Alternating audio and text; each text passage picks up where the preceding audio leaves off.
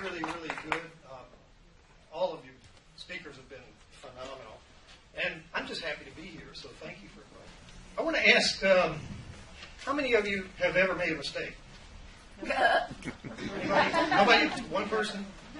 Okay. So there's always a silver lining somewhere. That's my story for the day. Anyway, that's enough of that. All right, we're going to talk about something called money matrix. And this is a term I coined. Actually, I didn't coin it. Somebody else came up with it, and I thought it was a good idea, so I stole it. And I call it the ways that you sabotage your success and what to do about it. And I'm going to be showing you some things which I think you'll find interesting. And then we're going to do a little bit of audience participation. Is everybody all right with that? If I go through the boring part first, like real fast, and then I get you all involved with doing some exercises on that, would that be okay? Yeah.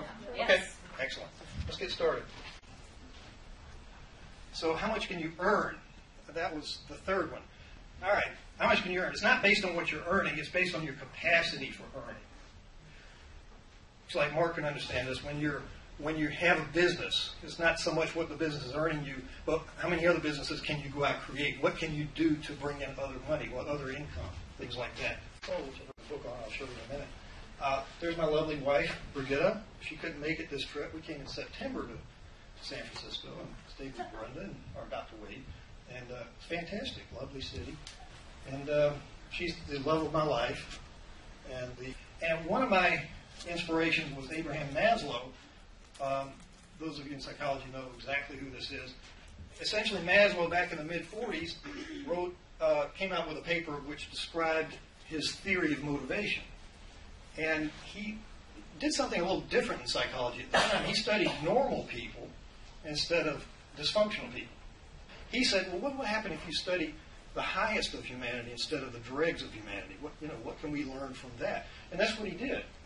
And so Abraham Maslow started studying people, and he came up with this concept of self-actualization, which you may be familiar with, the hierarchy of needs, which means that the basis of those needs have to do with what do you really need to survive. You need to breathe.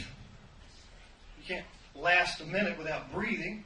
You need food, you need water, sex, sleep, homeostasis, excretion. These are all basic needs that, as we go higher in the pyramid, it becomes increasingly important to understand that unless we've addressed the more basic aspects of this hierarchy of needs, we're not going to be able to skip over some of them. If you try to skip over basic needs, your body, your subconscious mind, or this inner being, whatever you're talking about, is going to give you a hard time.